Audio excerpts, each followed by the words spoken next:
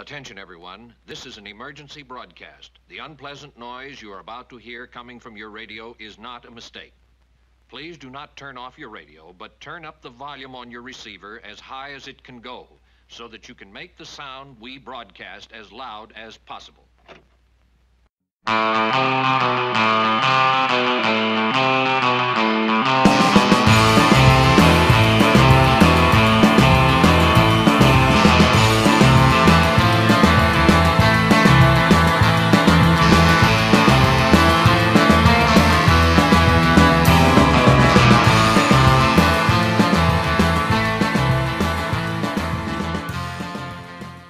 Welcome back to Positively Horrid, the horror movie review podcast with a morbid affection for the macabre. I am your, demon? I was gonna make you the, exorcist. The old yourself, priest? or like Old priest? Spooky priest. Spooky priest. Alright, I'll be old priest. Does that make you young priest? Sure. I was gonna say I'm the terrified actress mother, but a young priest, I need an old podcaster and a young podcaster. Sure thing. I liked how the priests in this all had worldly vices and were kind of terrible people. What was Max von Sydow's vice? Who though? What? The old priest, the exorcist priest. Oh, yeah. The pills he was taking. Oh, that's right. Yeah. I assumed those were like heart pills or something. Then why wouldn't they be in a prescription bottle? Why were they in a fancy case? I don't know. That's how things used to be. In the 70s? I guess. I didn't occur to me that they might be like the way that he was shaken when he didn't have them. Oh, yeah, you're right. That. Yeah. It made me think that it was absolutely a vice of some kind. All right, yeah. What about the other priest, the friend priest? All of the drinking and the smoking. There was a lot of drinking. He was almost probably an alcoholic, and also smoked a hell of a lot. But so did everybody because it was the 70s, I guess. Yeah. So if you guys don't know, we are talking about the movie The Exorcist, 1977. I actually didn't write it down. 1973. 73. Okay. Yeah. So this may be the earliest movie we've watched so far. So far, at least. Absolutely, yeah. This movie, the opening threw me out, because I had never seen The Exorcist. And neither did I. Almost, I think, any part of it. And, like, I had no idea they were going to be in northern Iraq for, like, the first 10 minutes of this movie.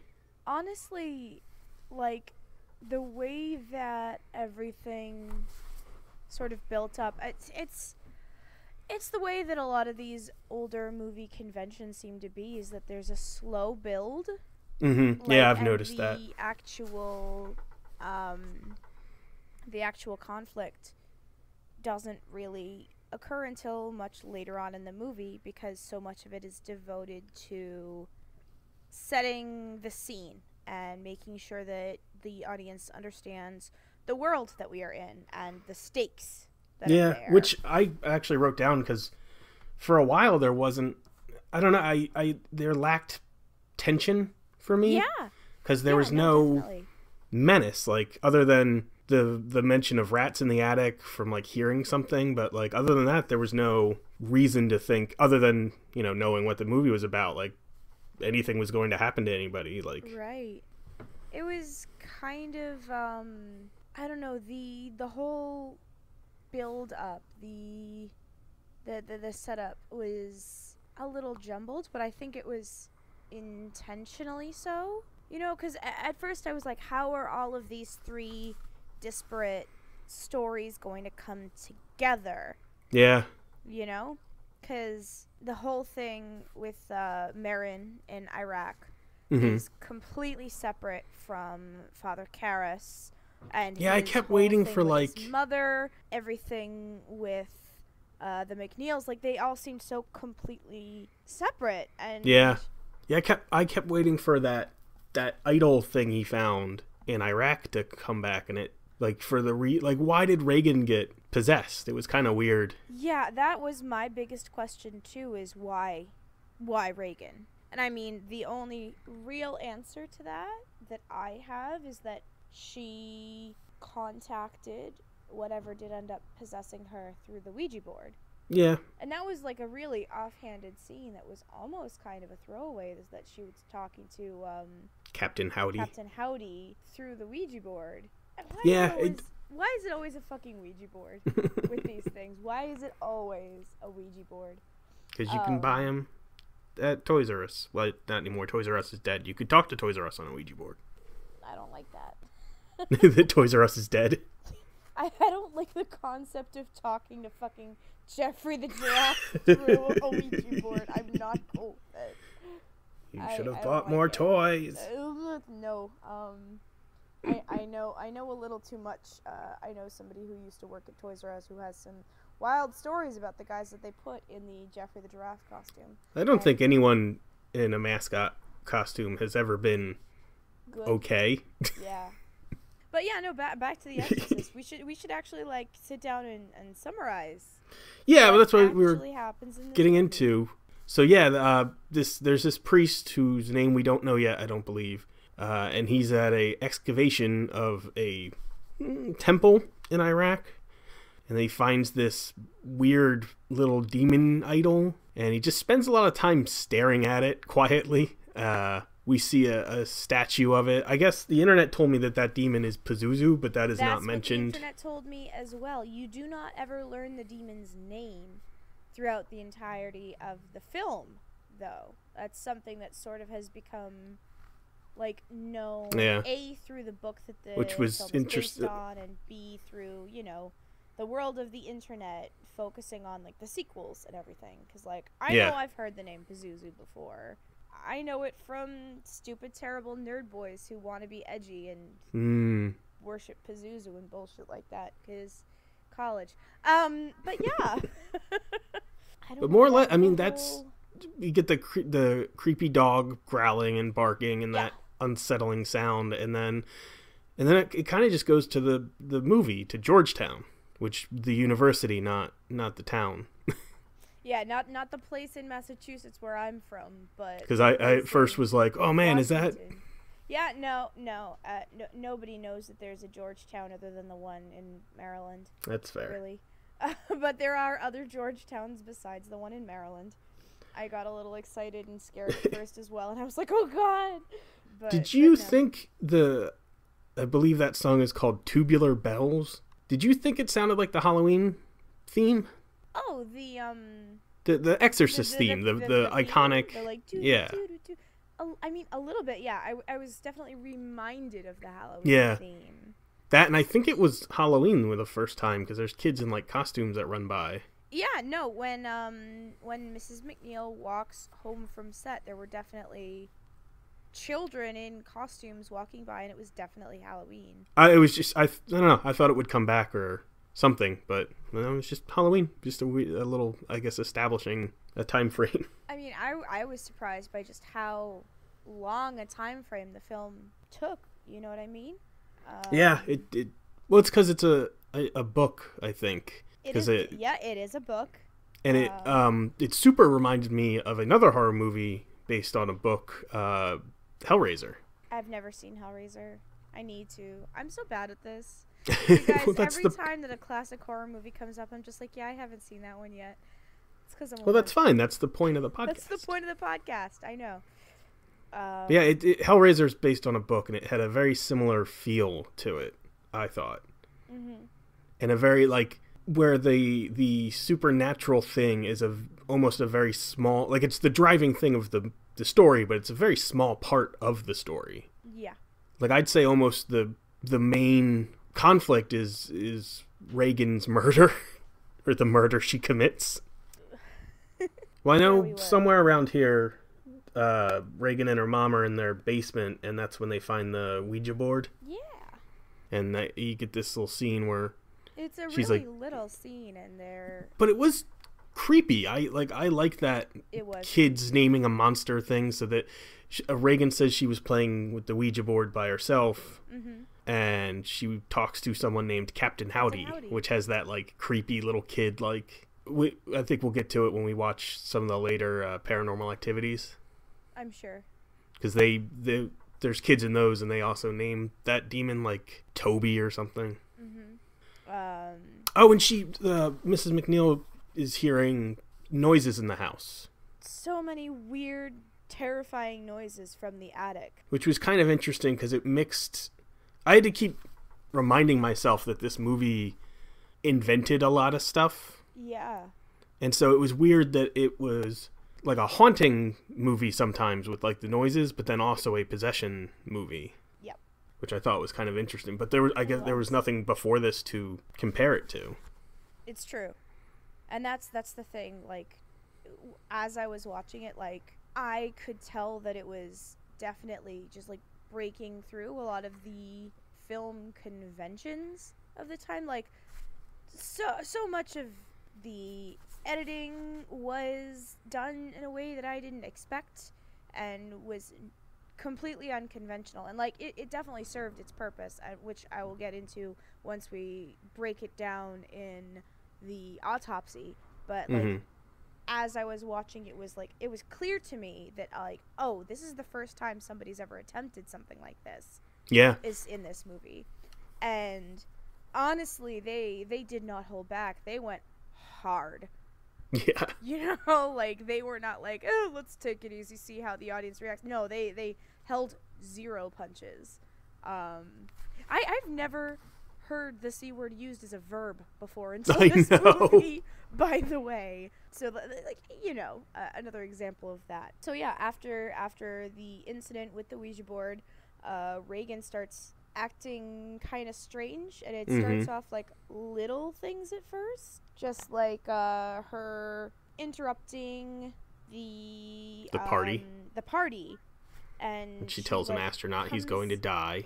Yeah. Oh my God, that was wild. Just like, also, can I just take this moment to point out how much of an asshole Burke is? And how much I hate him. Yeah, I didn't care for Burke. Another Burke that we don't like. Yep, there's... It's 0 for 2 with Burks on this podcast. Seriously. Wait, but yeah, Burke is the director of the movie, and kind of, it's implied Mrs. McNeil, the mom's, like, side piece. Well, yeah, because Reagan, back before the possession, asks her mother if she's going to marry Burke. And she's like, what? No, it's not like that. And it's like, yeah, girl, it's like that. Yeah. But Burke's a fucking asshole, and so Chris McNeil has a couple of hired help, like I don't want to call them like servants, but like that's basically what it is it's a housekeeper and a butler at the house that she's staying at, so that she can be close to location for the film shoot, and they are Swiss. Burke starts pulling all sorts of, like, really, really racist, like, anti-German, like, anti-Nazi bullshit, and was just like, like, fucking blah, blah, blah. How many of you helped the Gestapo? Like, who in your family, like, had dinner with, like, I don't fucking know. It was, like, disgusting, rambling. Yeah, I mean, to be fair, the Swiss are terrible. Why are the Swiss terrible? They have amazing chocolate. Yeah, but they're Nazis. The Swiss are Nazis? Yeah. I thought the Germans were the Nazis. Well, the Germans were, but the Swiss, like, they were neutral, but they were just, like, laundering all the Nazi gold that they stole from people they killed. I mean, fair, but... I'm on to you, Switzerland. I mean, that's all I'm saying. The Swiss, like, just like not all Germans were actively yeah, no, I know. Nazis, He was being a drunk Swiss asshole. Were actively Nazis either. And so not only was Burke calling him German when he's not German, he's Swiss, but he was also calling him out for bullshit that he wasn't even involved in, and, like, literally spitting on him. And it's like, that's not the way to treat anyone, even if they are a butler and you're this hotshot director. Like, that's not chill, dude. And so I hated him. And spoiler alert, he dies, and when he died, I wasn't sad. I was like, fine, good for him. Like, he deserved it. I was kind of rooting for Reagan in that moment. It was like, I bet you that she just threw him out the window because he was an asshole. But yeah, so Reagan had come downstairs in this sort of trance, told the astronaut friend of theirs that he was going to die up there, like, in space. And then she just sort of, urinated on the floor. Mm-hmm. Like you do. Like you do. And her mother takes her away upstairs and gives her a sponge bath, and she is just catatonic and unresponsive. And, that was one of the first moments that I knew, something is up, Mm-hmm. I was really upset with all of the medical professionals in this entire film. Yeah, and that was kind of the time period when it was just crappy. But no one listened. I'm really glad that we live, as shitty as 2019 is as a year, comparing it to the 70s with, medical technology and, advances in psychological care, yeah. And psychological health. It makes me really happy to live in this time period. God. Because basically the next thing to happen is Reagan starts screaming in her room, and Chris runs up there, and her bed's shaking. Mm-hmm. And Reagan is that screaming. Same night, doesn't it? Because she's wearing those fancy party clothes in that scene. Yeah, I think it does. I think after everybody goes home. And so then she takes Reagan to a hospital, and that's the first, we're like, oh, it's a lesion on her brain and this and that. It was convulsions that were shaking the bed. No, it's not convulsions. It was the bed that was shaking. It wasn't my daughter that was making the bed shake. And we get our first creepy MRI CAT scan scene. God, I hated that so much. It made me anxious watching that. Yeah, and that's a lot of people, apparently, after they watched the movie, they were like, that was one of the creepiest scenes. And it's also the one that's got the serial killer in it. Oh, yeah! I totally forgot about that. One of the actual MRI technicians who was in the room doing that turned out to be a fucking serial killer. Also, that on MFN. Everyone is smoking. Yeah, right? In the hospital. There's doctors just, puffing cotton all over, I gotta take care of your health. It's a different time, man. I don't know. It's fucking wild. Everybody was smoking in this movie. But yeah, so all of this really extensive and just completely invasive procedures just to turn up Reagan's brain is super fucking healthy and totally normal. Mm-hmm. Then they start looking into psychiatry as an option. And isn't that when she comes back from that appointment, they run 2 sets of extensive tests, and after the second set of tests is when they're like, oh, your only option now is to start looking at psychiatry. And then Chris comes home and the window is open. Mm-hmm. Burke had been found dead. Her assistant had left her with Burke, and then Burke was just gone. And then their other friend comes in, and is like, Burke fell down the stairs outside the door and broke his neck. Yep. And that's when the cut out spider walk down the stairs scene happened, right? Mm-hmm. When I first watched through it, that had already been cut, so I watched the theatrical release, I guess. Yeah, that's the one I watched. Mm-hmm. Yeah, it but wasn't in the original. That was a thing that happened in a different release of the film. Don't know why it was cut. Maybe for time, honestly, because it is a 2-hour movie.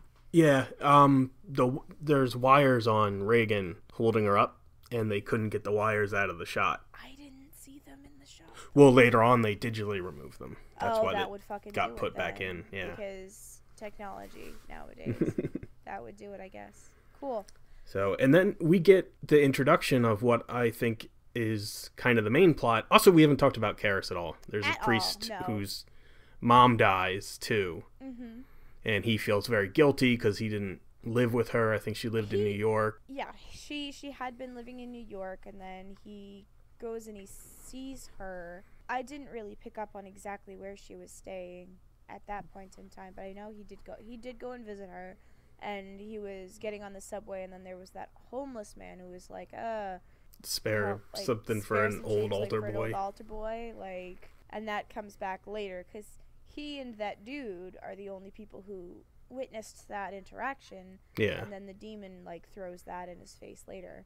But I mean, Karras's thing wasn't very interesting. I liked Karras, and I thought that it was definitely a really interesting bit of insight into the way that mental health was treated at that time. Yeah. Which is why they were so weird about Reagan when they were like, oh, she needs to see a psychiatrist, it's probably her mental health.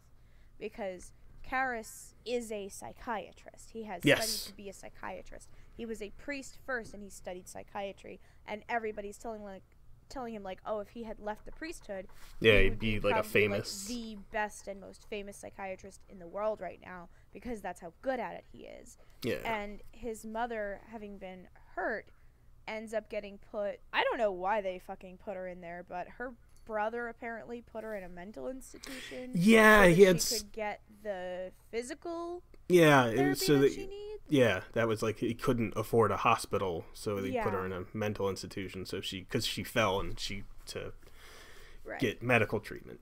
Yeah. So, but like seeing just like the way that those people were filmed, the way that they had these actors acting insane, kind of eye-opening to the way that people thought about mental health at the time. Yeah, it was very cliche.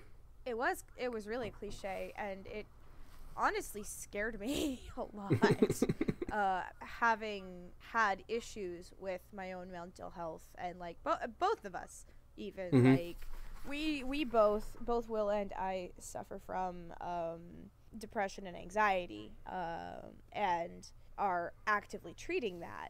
To think that we could have lived in a time period when these sorts of things would have been treated in such a way just like really hits home, you know? Yeah, for sure. Oh, God. Well, we get maybe my favorite character, definitely my favorite actor, the cop, the detective. Yeah. And Kinderman, that's it. Because he goes to talk to Father Karras. Mm-hmm. Oh, because he thinks Burke's death is suspicious, and he wants Father Karras. Because Burke's head was turned all the way fucking around. Yeah. And that doesn't happen by just falling down a set of stairs. And the detective thinks that Father Karras might be able to tell him if there was any mentally unsound people on the campus, because he's the priest or the psychologist there. Yep. And it turns out there was that scene with the desecration of the church. Oh, yes, I forgot about that. And they were like, oh, it could have had something to do with the Black Mass, yada, yada. And, I mean, I get that this was sort of, like, the spawning ideas of, like, demonic worship at the time, and not really doing, like, a ton of the research into, like, the actual beliefs of polytheistic individuals. And sort of imagining that in order to do worship to an evil spirit, you would need to do bad things to the good spirits, and like the whole thing with the Mary statue is part of that. But because of that, and the link to the desecration of the church to the death of Burke, and the like slightly supernatural aspect to the fact that like his head was turned all the way around and all of that, Kinderman thought that there was a connection between the two incidences. Yeah. Which technically there is, but not in the way he initially thinks. Yeah. And so, but he just talked that through, and I loved that scene, and because he asked Karras if he wants to go to the movies, and he's like, "What's playing?" And he's like, "Oh, it's Othello," and he just starts naming like a bunch of random actors. And I'm like, there was never an Othello with that happening. And then Karras is like, I've already seen it. Yeah, it was so good. I loved that scene. It was so good. Which I wrote down. They almost were like stage acting. A lot of the actors, I thought. It reminded me more of like a play than like a modern movie. Mm-hmm. No, I agree. The entire thing felt a lot more like a stage performance. A really well done stage performance, but a stage performance nevertheless. And then so there's a scene later, where Chris is talking to a council of doctors who are just calling Reagan crazy, and Chris is like, "Why? Like, you're all useless," and it super reminded me of Aliens. Oh, for sure. Where Ripley was screaming at the board members. Yeah, no, definitely. Like, guys, I've said it before, and I'll say it again. Listen to women. Listen to women! Especially women who are working closely with the thing that they're working on. I know.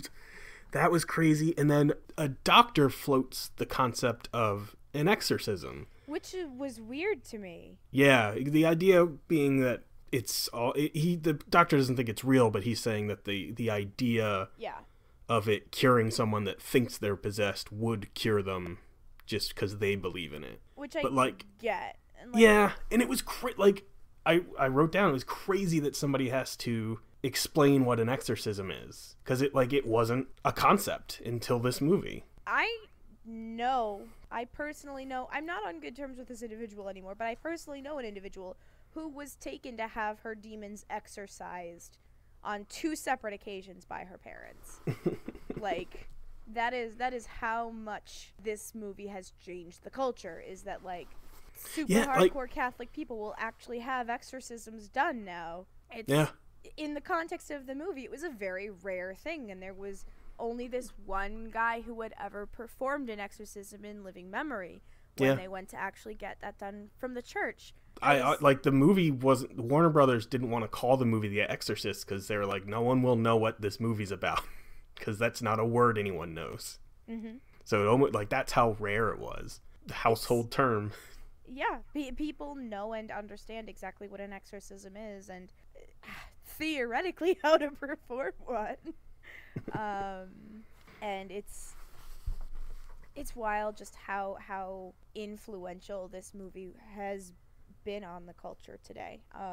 But we're digressing again. So the doctors recommend this exorcism, and so Chris seeks out Father Karras's help because she had seen him. He was on set for when she was filming that movie that she was doing. Yes. In Georgetown, and she saw him at the church and was intrigued, and she has a friend who's also a priest who was also at that party, wanted to be the first missionary in space and talk to that astronaut, and so she asks him who Father Karras was, and he's like, oh, that's Father Karras, he is the psychiatrist. Chris seeks him out, not for his psychiatry expertise, but for his priestly expertise. Is listen, honest to goodness, there's something wrong with my daughter, and I think it's supernatural in origin, and please perform an exorcism on my daughter. And he's like, well, I mean, you'd have to get approval from the church for that, and you'd have to prove that there was what was the term that he used, no somatic reason for it, or something like basically that. Basically had to disprove the mental illness as a reason for it, and to actually prove that it was in fact a demonic possession for the church to be able to get involved. And I like that he was still a really good psychiatrist during that whole... Oh, he definitely was. And he was like, I'll see her as a psychiatrist, and she was like, nah, I need you to see her as a priest. And so he still agreed to go in anyways. And so somewhere along the line, Kinderman talks to Chris, because every time he showed up, I wrote murder plot exclamation point in my notes.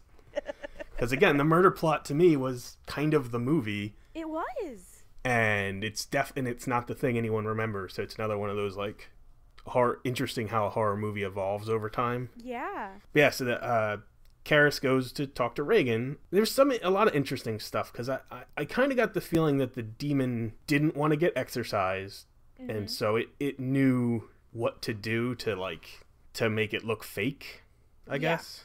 Because the demon did not give a name. Yeah, it said it was the devil. The devil himself knew that would be a point against the exorcism because of the fact that Karras would be like, oh, this is a delusion of grandeur kind of thing. I've seen patients who do this all the time.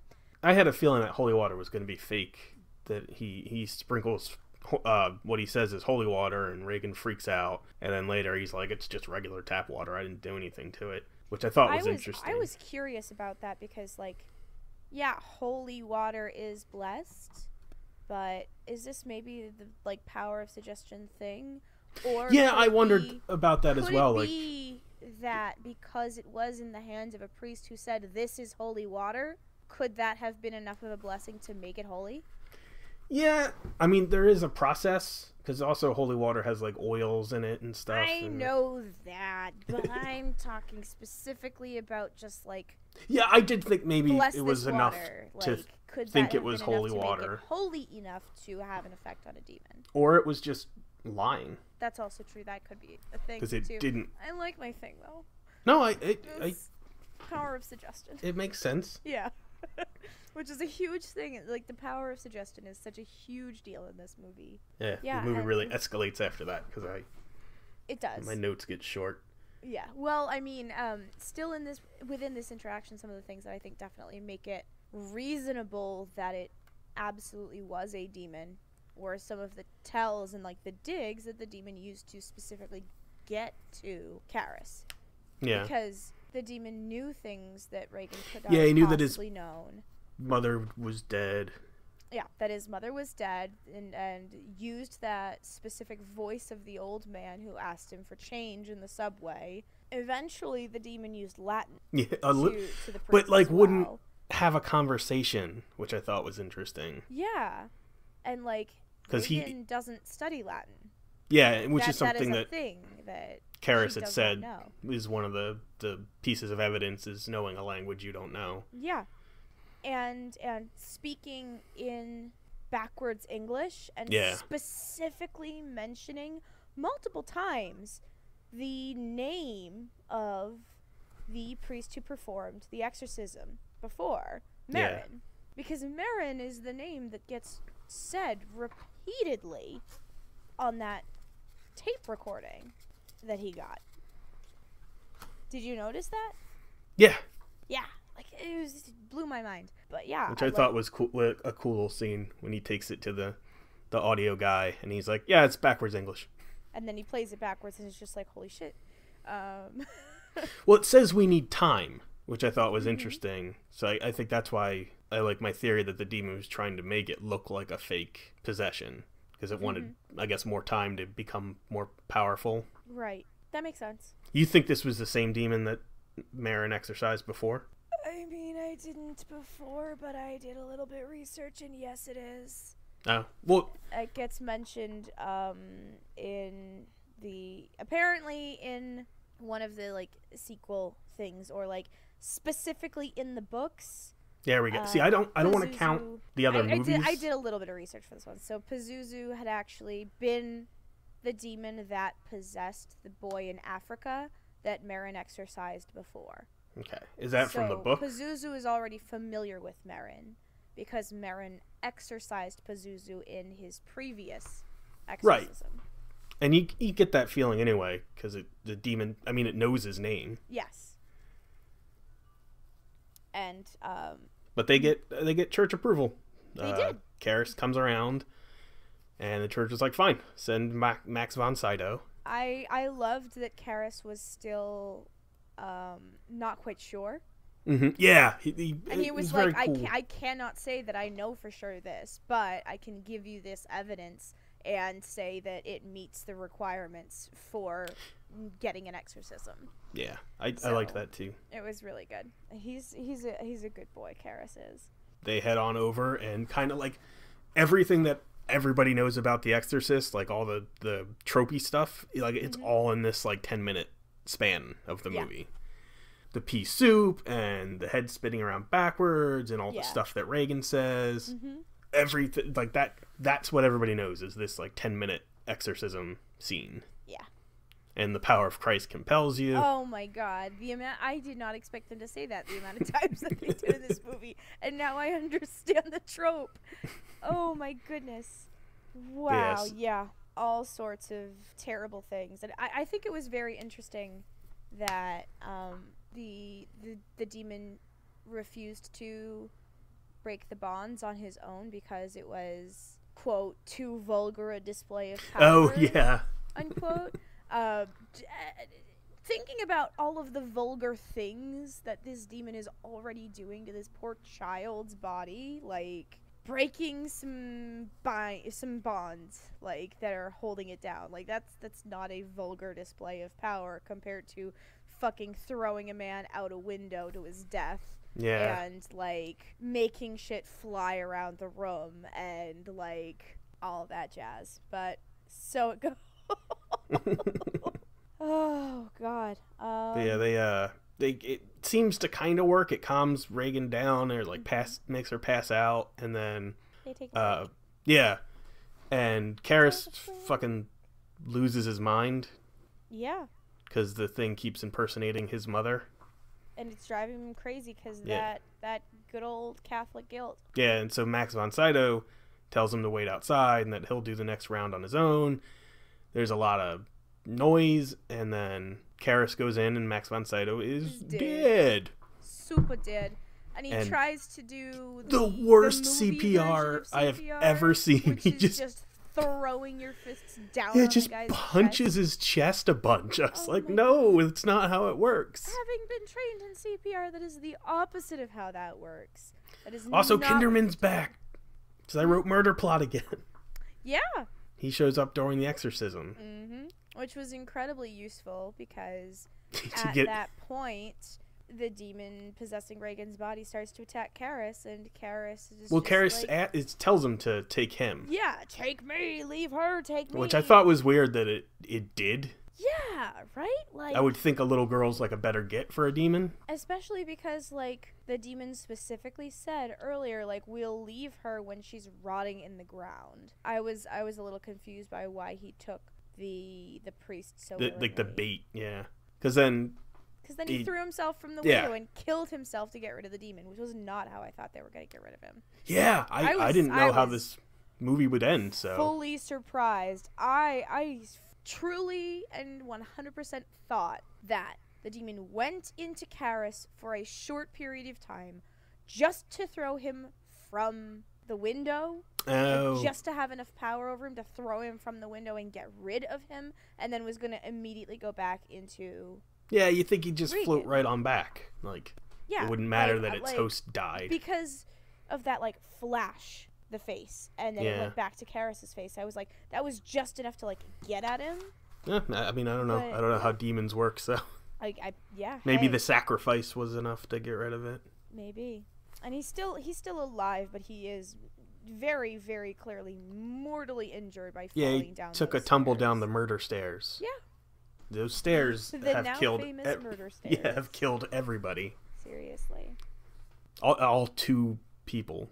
Yeah, but then Kinderman sees. I love that because he walks in right when Karras jumps out the window. So it's Reagan and Chris crying in the corner, and Max von Sydow's dead on the floor, and then Karras jumps. Kinderman's just like, I don't know what's happening here. He had a great look of no idea how to handle this. Basically.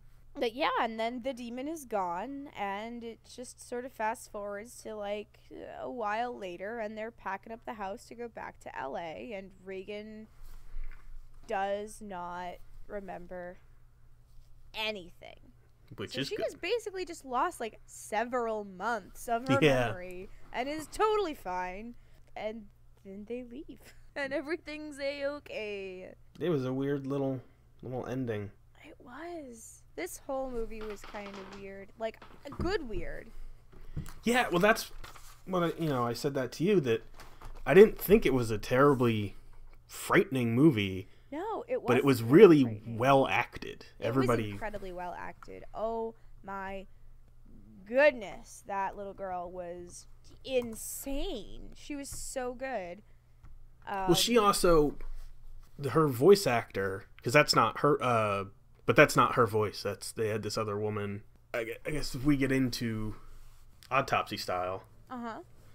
Let's break this thing open. Well, so this movie has one of those like creepy feels to it that the only other movie I can ever think of when I think of this is The Wizard of Oz. Really? Yeah, it's got... Wizard of Oz has always had this like ominousness to it for me, and I feel like it's because of all the like horrible stuff that happened behind the scenes. I mean, that's probably Like the part of Tin it. Man got poisoned and died from the makeup that he wore. I didn't know he and died from that. Yep. I did know about the Wicked Witch lighting on fire. Yeah, and who getting says hurt in that. knew that scene was unsafe and asked them not to do it, and they said it would be fine, and yeah, they almost kill her. Jeez. A bunch of those monkeys died because I they didn't know that either. the strings were too thin to hold them, but the thicker ones showed up on camera, so the director was like, "Fuck it." Yeah, the whole movie's like, Ruining my whole childhood. I know the whole movie's creepy, and that like Ruining everything. I love supposed that scene movie of so somebody much. hanging themselves in It's the not background. real. I That know one's it's not real. I've that seen one it, is a hoax. but like just that stuff to it. Yeah. And this movie has that too. Like, there's the serial killer that's on screen. Relatives dying during Yeah. filming and stuff. The lady that played Chris was permanently injured when she gets slapped by Reagan, and Ooh. I guess there was a harness that jerked her back, Oh my god. and it injured her back forever. Yikes. And the Guys, woman, I'm so glad that we have assistant directors to make sure that movie sets are safe now. hmm Like, they actually do their damn jobs. and the woman that did the demon voice, she did a whole bunch of stuff, like just ate raw eggs and stuff because she said it fucked her voice up, and she also knew that drinking whiskey would fuck her voice up. However, she was a recovering alcoholic, so she would drink whiskey, and her priest was there on set to help her like through this chosen relapse. Like, it was super weird. Oh, that's wild. Yeah. See, so here the I whole was just thinking, like, man, yeah, this is a weird movie because of the, like, editing style and film techniques that were used. But there's this whole other aspect to it, too. Nope. Jeez. Yeah, no, I don't know why, but this definitely reminded me of, like, a David Lynch film. Because of the editing style, especially during the dream sequence that Karras had. Like, that specific part, like, threw me into, like, wait a minute, am I watching a David Lynch film? Because I took an entire class, and I've watched, like, way too many, like, I know there are a lot of people in, like, the film critic and criticism, like, industry who will, like, hate me for saying this, but I fucking despise David Lynch. Oh no. He's so bad. He's so bad, and he treats his woman so terribly in his movies. Yeah. But he has a very specific editing style to everything that I have seen by him.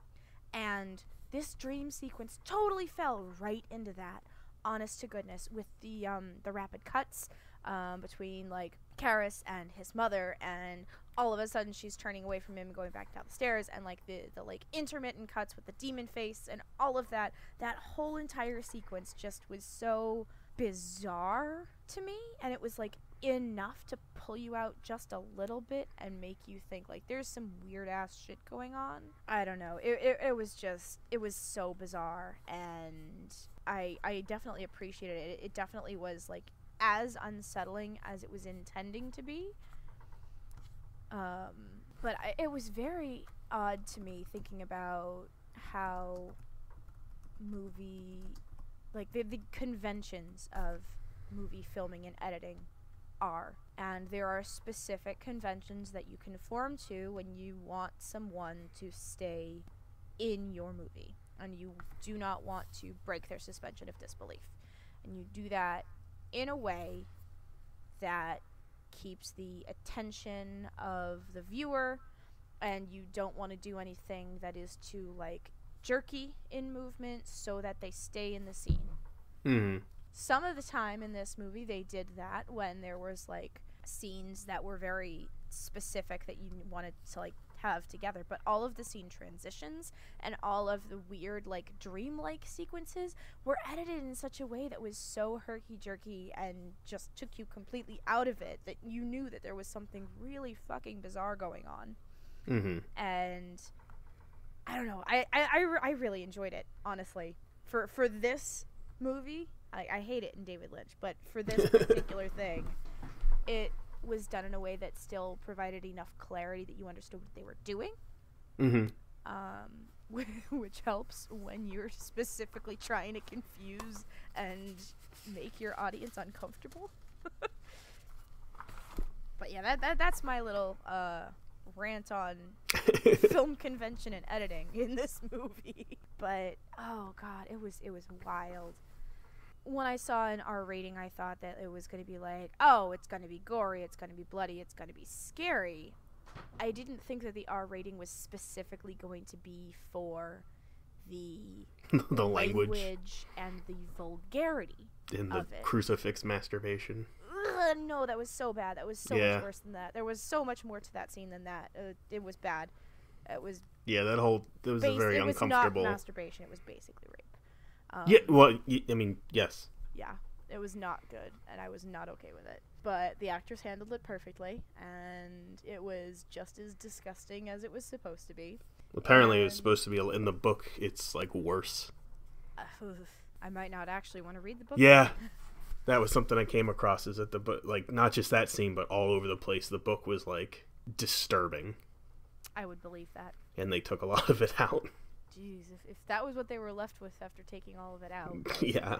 Yikes. But no, oh my gosh, just... honestly, I believe this is... the only people that I liked in this movie, like, that I liked as people, not just, like, as characters. The only people that I liked as people were Chris and Karis. And that's it. Oh, I liked Kinderman. He's just doing his job. I thought Kinderman was cool, but he was obviously still, like... living in the world of all of these fucked up people and was equally fucked up himself. You know what I mean? Like, well, so was Karis. He was an alcoholic. I mean, yeah, but he was doing his best. He was doing his best. And it was stupid Catholic guilt about his mom dying. You want to guess how much what the budget for this movie was? Ooh, I'm really bad at this, but based on all of the special effects, I would say it's pretty high up there for a movie in the 70s. Yeah, it's true. I don't know what the other movies at the time were, but this cost $12 million. Okay. And it made worldwide $440 million. Damn, son.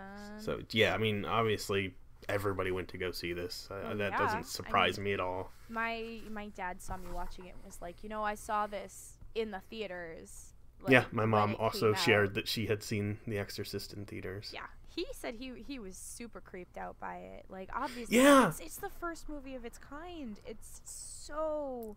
Yeah, it's tough to imagine because it's not... Like I said, it wasn't, that creepy. It's a good movie, but it wasn't very frightening, I thought. I mean, maybe it's just because of how the horror genre has grown and evolved since then. Yeah. And, like...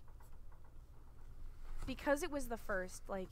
it did use certain things to heighten the tension, but it was a lot more like grossing you out and shock value of the brutality and the vulgarity of it more than it was the heighten of the tension and the release, like is so usual for horror movies now. Yeah, this movie introduced the idea of possession to most people too. Mm-hmm. Like that, I forget the numbers, but I was listening to a horror podcast, and a guy that worked in a mental institution said that like you almost never heard of somebody being possessed, and then once this movie came out, it was all they'd get hundreds of people a year that thought they were possessed. Like, it wasn't a thing really until this movie. Admittedly, I have heard a lot about that. Like, it's really hard because we are living in a time where it has already become such a classic film that it is so pervasive in our culture. Mm-hmm. So I can't really, like, talk... It's like I said about Alien and Aliens. Like, I don't live in a media vacuum, so, like, mm-hmm. it is hard to separate the culture from what it was beforehand, because obviously I'm a baby. I wasn't alive before this movie came out. I know so much about, like, demons and possession and exorcism and da-da-da-da-da because of all of the things that have happened since this movie, you know? Mm-hmm. And it's just, like, a common thing when you're talking about, like, the supernatural mm-hmm. to think about, like, demonic possession as part of that. I don't know. It's wild how much of an influence this movie had. Mm-hmm. And when you think about it, like, horror movies and movies like this would not do as well nowadays. Like, if we did not have any horror movies today and The Exorcist came out based on our media culture today, I don't think it would have done as well. Yeah. You know what I mean? It's not really a genre that is as, I don't know, understood as well as the other genres nowadays. Mm-hmm. Yeah. It's hard to say just because of that. All the review stuff is what you would think. You know, Rotten Tomatoes has it at 85 and 87 respectively, and Metacritic has it as an 82, and the user score is 8.7. So, you know, like, nothing shocking there. Everybody knows this movie. Everybody lists it as influential. You know, and I think that's about what I would give it. You know. I would as well. So, yeah, there you go. That's 1973's The Exorcist. Oh my goodness. The evil is so pervasive in this movie. I just wanted to get that out there.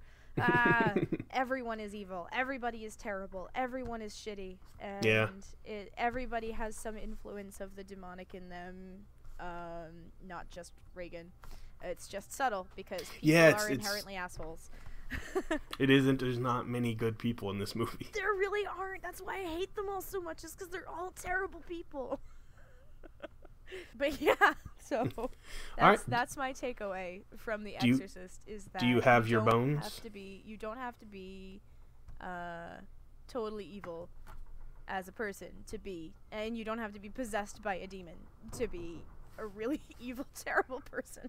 And I do not have the bones, but I do have a request.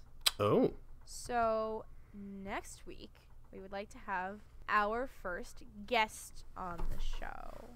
So my sister Amelia, known online by her handle Mia Mischief, would like to come on and talk about Oculus with us. That is correct. So that is going to be a lot of fun.